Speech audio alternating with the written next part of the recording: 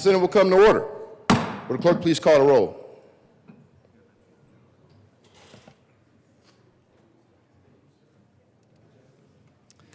Senators Baisley, Bridges, Bridges, Senator Bridges,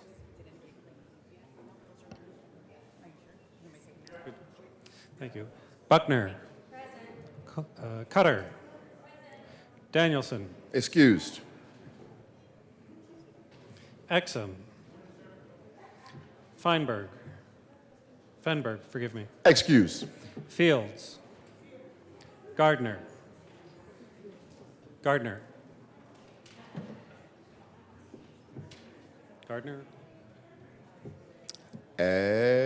Excused. Janal,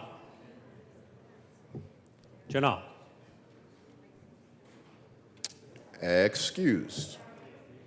Gonzalez, Hanson,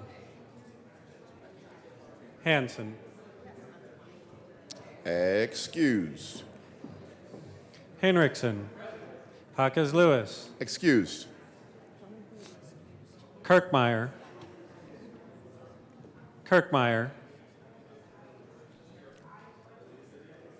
Excused. Senator Kirkmeyer, Kolker, Liston, Lundin,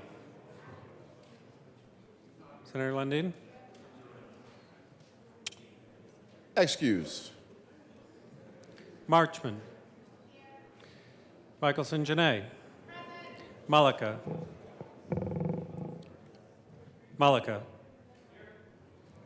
Pelton B, Pelton R, Priola, Excused.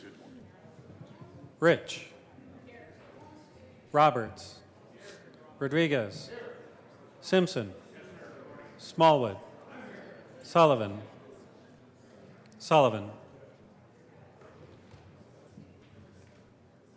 Thank you. Van Winkle.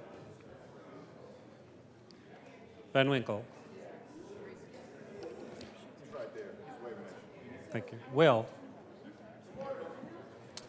Winter.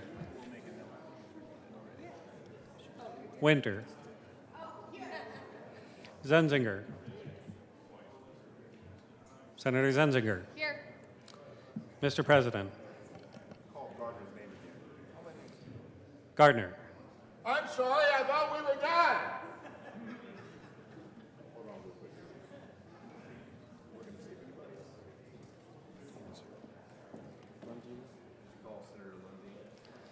Lundin.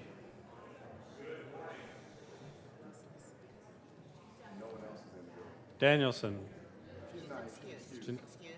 Janal Hanson.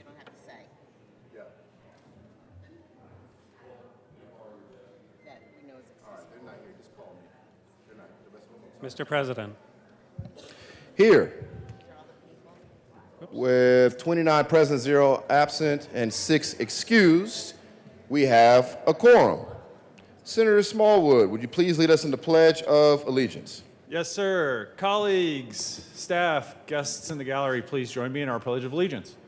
I pledge allegiance to the flag of the United States of America and to the republic for which it stands, one nation under God, indivisible, with liberty and justice for all. Approval of the Journal. Senator Winter. Thank you, Mr. President. I move that the Senate Journal of January 11th, 2024 be approved as corrected by the Secretary. You've heard the motion. All those in favor say aye. Aye. Opposed, no. The ayes have it, and that motion is adopted. Senate Services.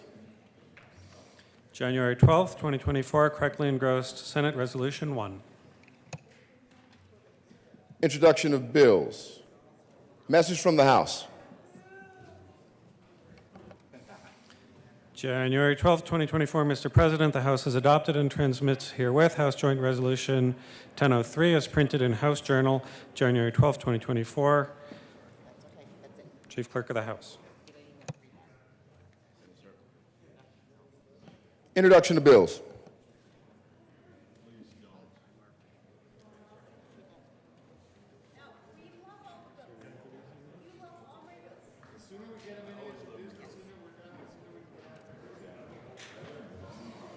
Senate Bill 43, Senators Roberts and Pelton B., Representative McCluskey, concerning direct-to-consumer sales of raw milk.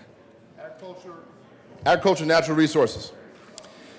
Senate Bill 44, Senators Kolker and Hansen, Representatives Hamrick and Kipp, concerning the creation of a refundable income tax credit for qualifying Public Employees Retirement Association retirees. Finance. Senate Bill 45, Senator Liston, Representatives Rutenell and Taggart, concerning modifications to the exemptions from the sterilization requirement under the Pet Animal Care and Facilities Act. Agriculture and Natural Resources. Senate Bill 46, Senator Coleman, concerning restricting sales of certain lighters. Business, Labor, and Technology. Senate Bill 47, Senators Huckes, Lewis, and Piola, Representatives Young and Epps, concerning the prevention of substance use disorders. Health and Human Services. Senate Bill 48, Senator Piola, Representatives Degree, Kennedy, and Lynch, concerning recovery from substance use disorders. Business, Labor, and Technology. Senate Bill 49, Senators Cutter and Kolker, Representatives Joseph and Hamrick, concerning the content of material available in libraries and in connection therewith requiring notice of challenged material to be published on the Internet, establishing a process for reconsideration of challenged material, and preventing discrimination in a library's displays, acquisition standards, public meeting spaces, and retention policies. Education. Senate Bill 50, Senator Exum, concerning the Colorado Workforce Demonstration Grants Pilot Program. Business, Labor, and Technology.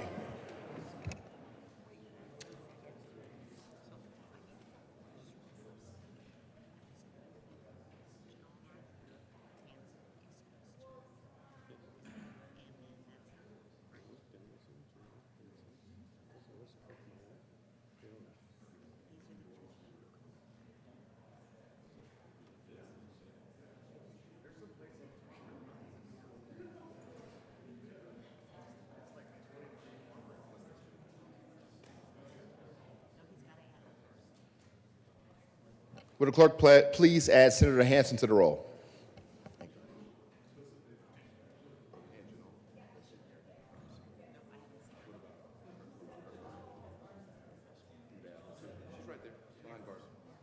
Would the clerk please add Senator Kirkmeyer to the roll?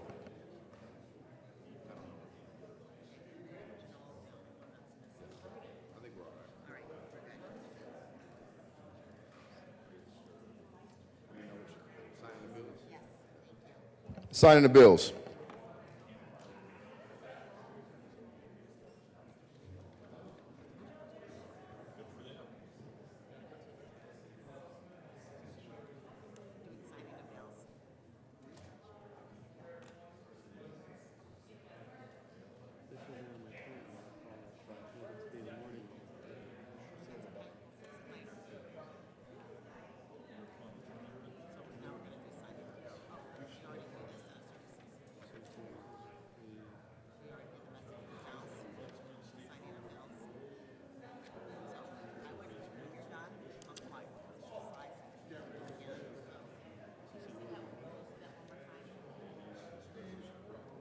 Signing of bills.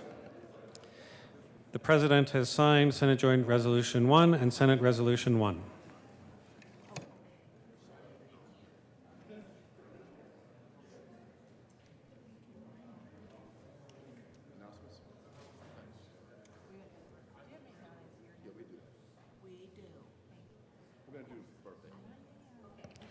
Will the Senate choir please assemble in the well?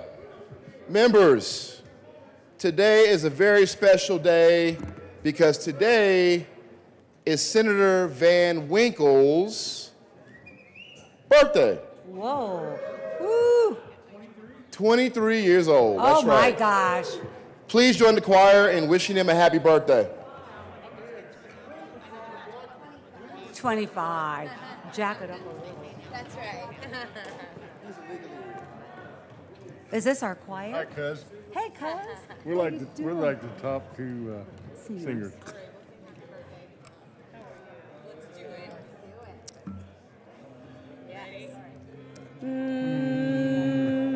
Happy birthday to you. Happy birthday to you. Happy birthday, dear sir. Senator Van Winkle. Happy birthday to you. May the dear Lord bless you, shower graces on you.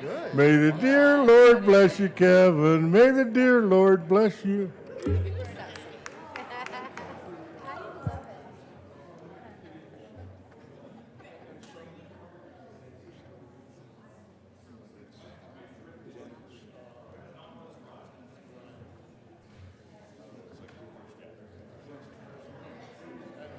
Announcements. Senator Buckner.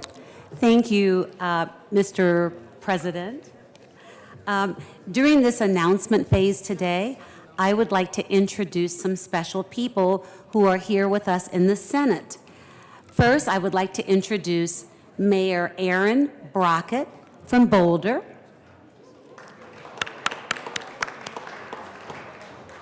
I would also like to introduce Nicole Spear, who is the Mayor Pro Tem of Boulder. Next, I would like to introduce Mayor Justin Brooks from Erie. And I would also like to introduce Miosha Brooks, who is on the Board of Education for St. Vrain. Thank you for being here with us today on this special weekend before Martin Luther King celebrations. We welcome you and want you to come back anytime you would like to return.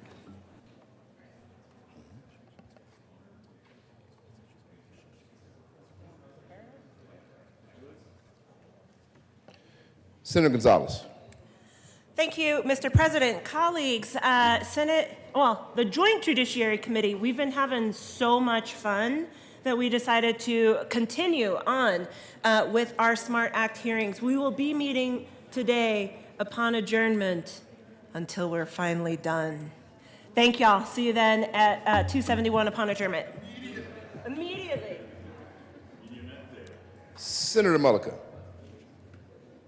Thank you, Mr. President. Members, I've received permission to be absent or excused Tuesday through Thursday of next week. Denied. Senator Zinzinger. Members, we are starting up our SMART Act hearings, and as part of that process, we will be meeting, your committees of reference will be meeting with the Joint Budget Committee members. And so I'm just going to remind you, you should have had on your desk a copy of the staff budget briefing summary for 24-25 budget year. It has the purple stripe this year. Last year was green, this year is purple.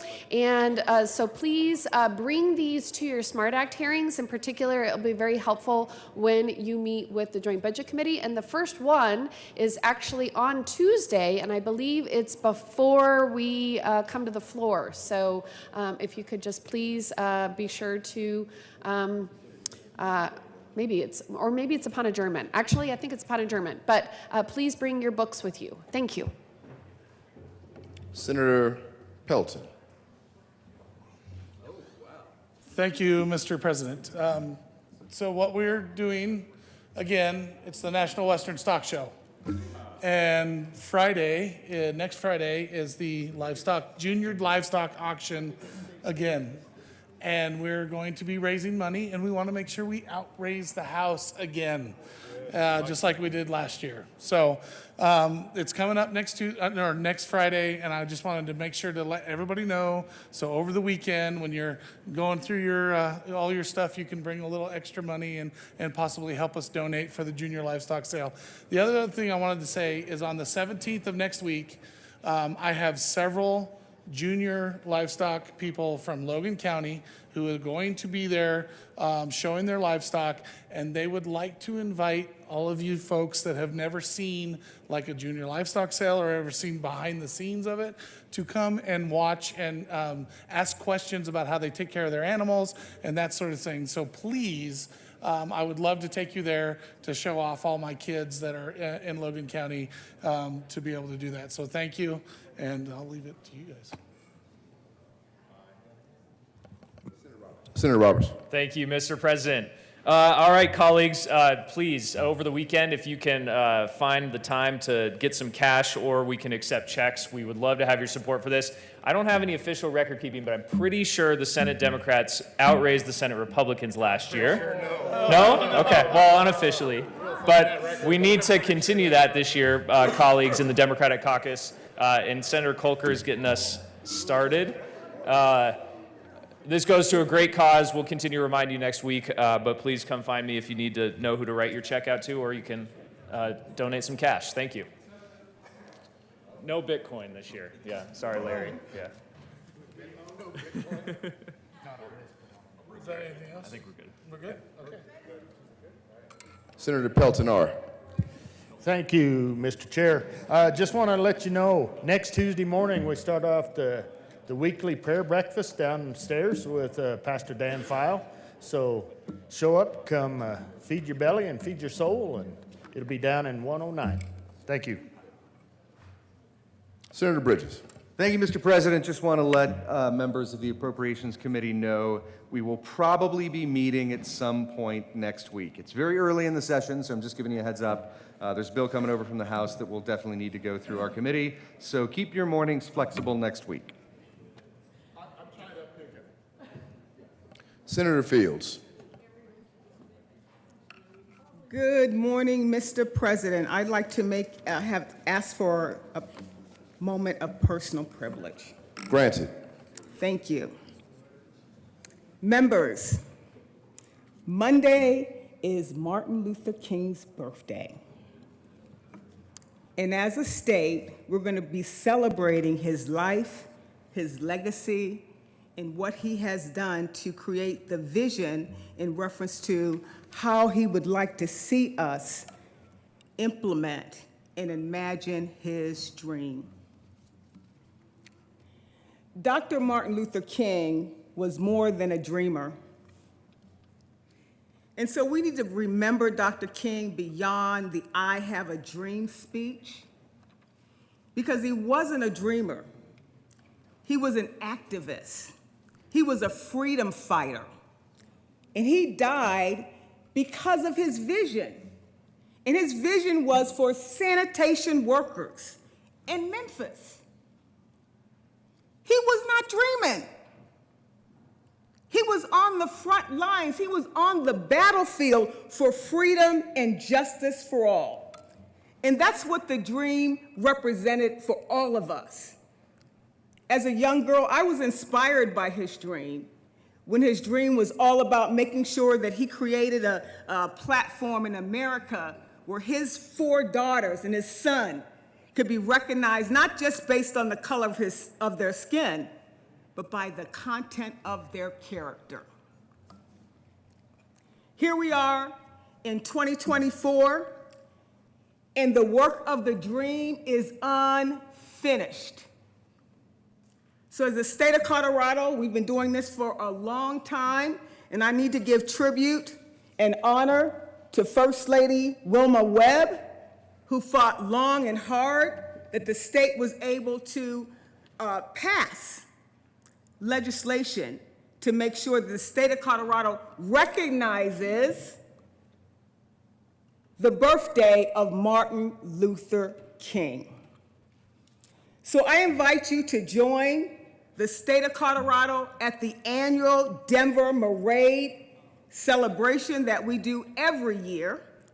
And it's one that's been highly populated and attended, one of the highest participated marches across the nation.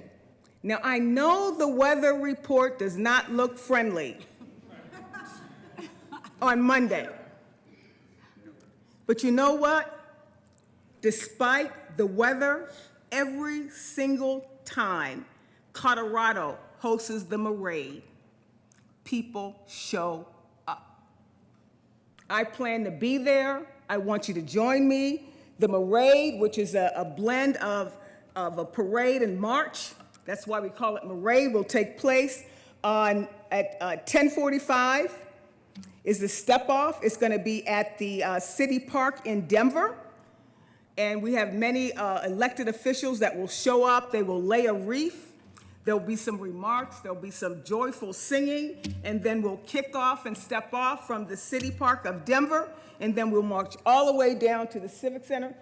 Even in the snow, we'll be there. And then they'll have some closing remarks at the Civic Center Park.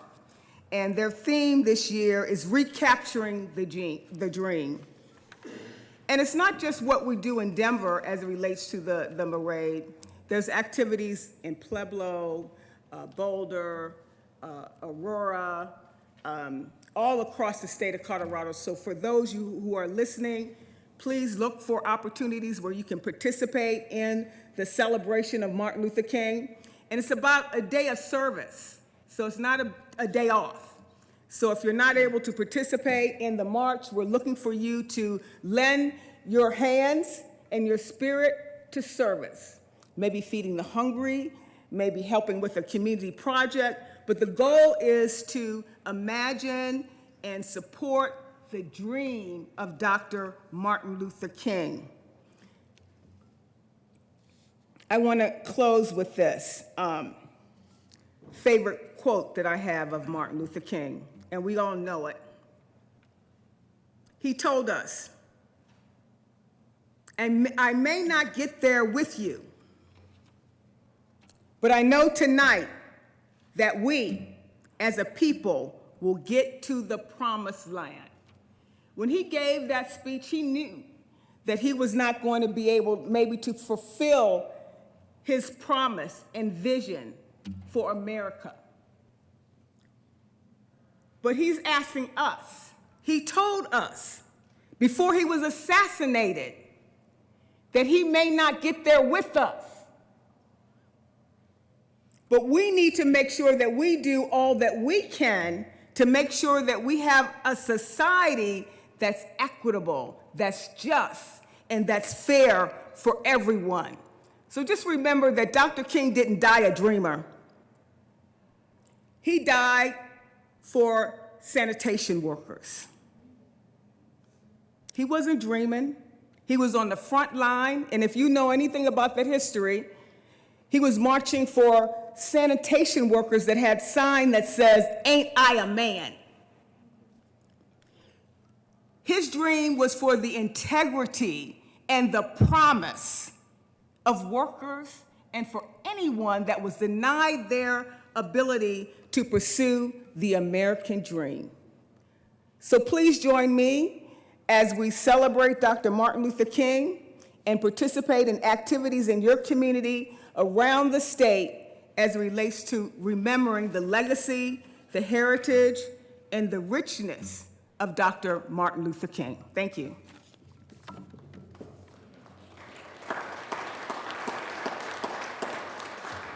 Senator Buckner. Thank you, Mr. President. I'm asking for a moment of personal privilege as well. Granted. Thank you. Martin Luther King impacted my life in a very positive way.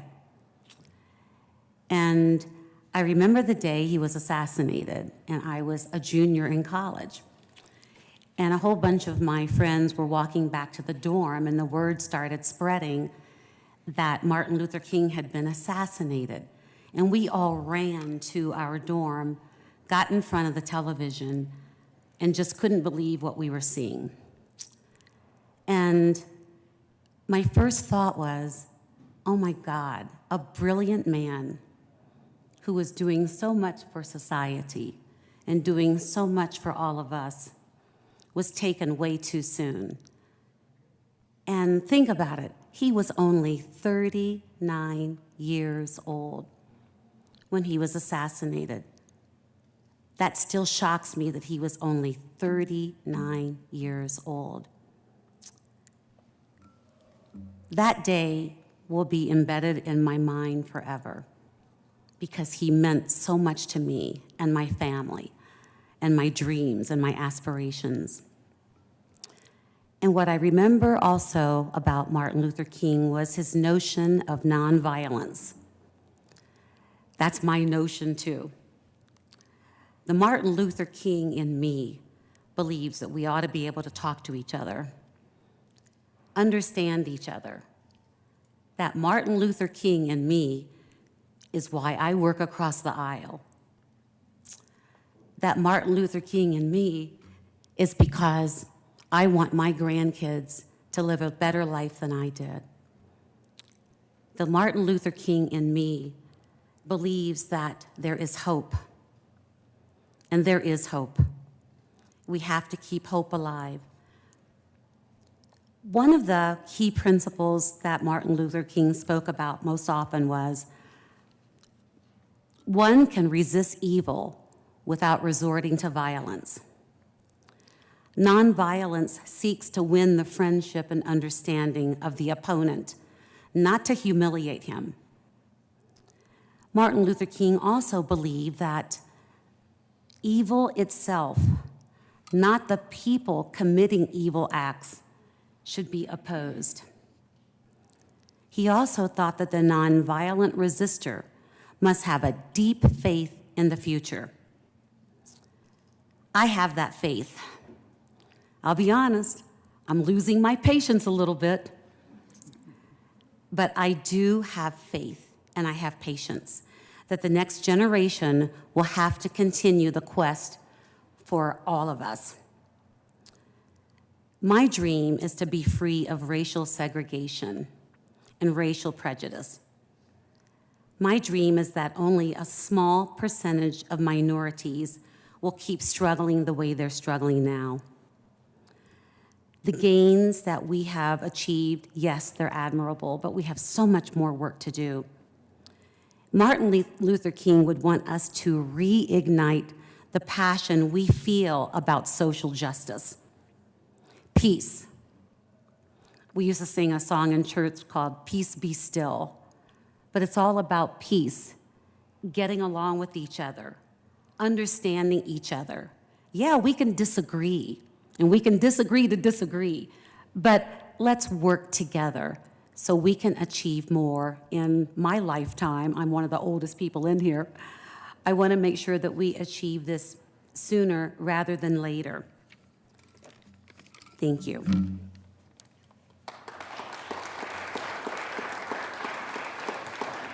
Senator Exum.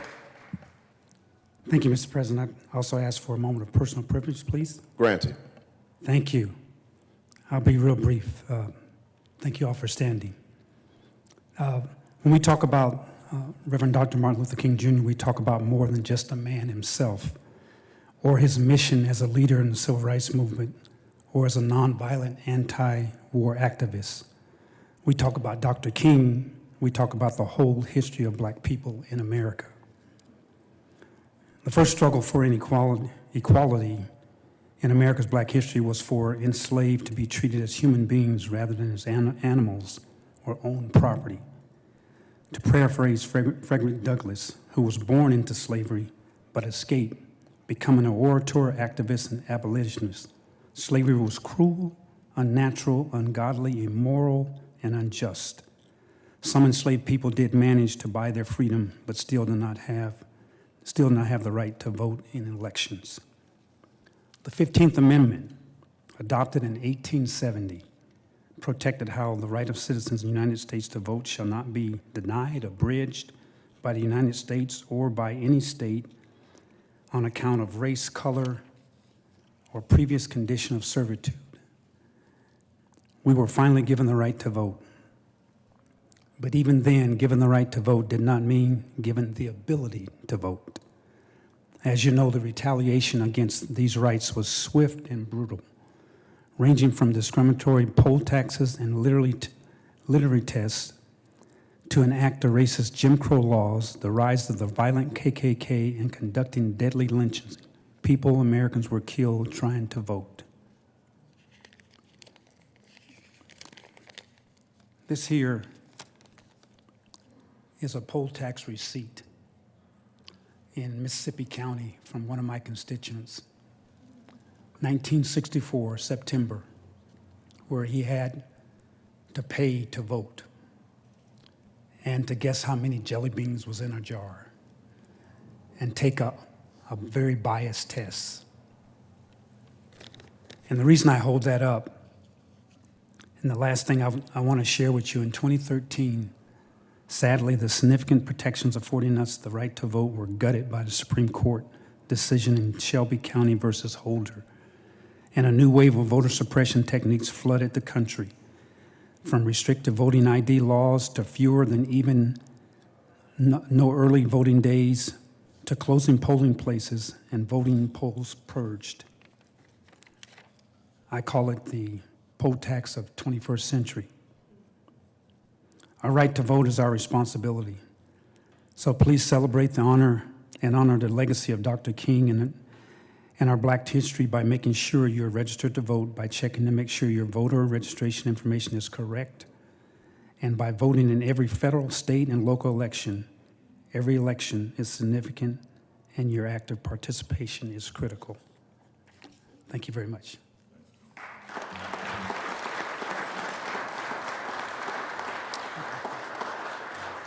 Members, we thank you for standing with us not only today, but in the principles of Dr. King, not only during session, but after session as well throughout the year, and we thank you for your support. There will be an opportunity to discuss an official resolution next week. That's not today, but just thank you for the opportunity to be able to share.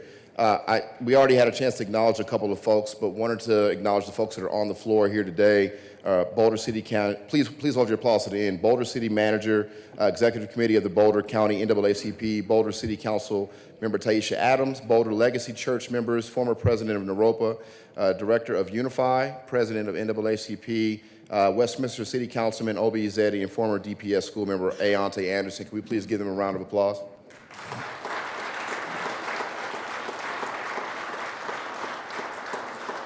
And then members, please take your seats. I just also wanted to say that there will be a future resolution coming as well, and I wanted to acknowledge the representatives, both Representative Herod as well as Representative Junie Joseph, for a resolution to dedicate a portion of a highway in Boulder to Dr. MLK. Again, that's not happening today, but wanted to acknowledge Representative Joseph as well for that. Thank you.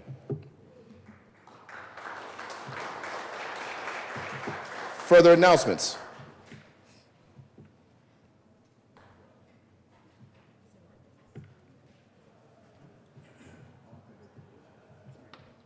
Mr. Majority Leader. Thank you, Mr. President.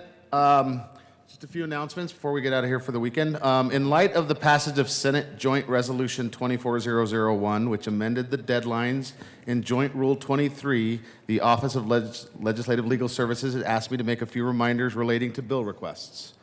The next introduction deadline for your bills has been changed from today to Friday, January 19th. Tuesday, January 16th is the deadline for you to make your remaining bill draft requests to legal services. Your last deadline for the introduction of your last two bills is now on Tuesday, February 2nd. So just some dates to remember, there more information or ask questions if you have. And then thank you, it's opening week. Thanks everybody for being here. If you'd like to take any of the opening day flowers with you, they are available for you to take, first come, first serve. And just another reminder that the Senate will be closed on Monday, January 15th in observation of Dr. Martin Luther King Jr.'s Day. We will convene at 10 a.m. on the following Tuesday. Seeing that, Mr. President, I move the Senate adjourn until Monday, Tuesday the 16th at 10 a.m. You've heard the motion.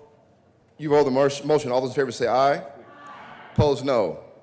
The ayes have it. The Senate will stand in adjournment until Tuesday the 16th at 10 a.m.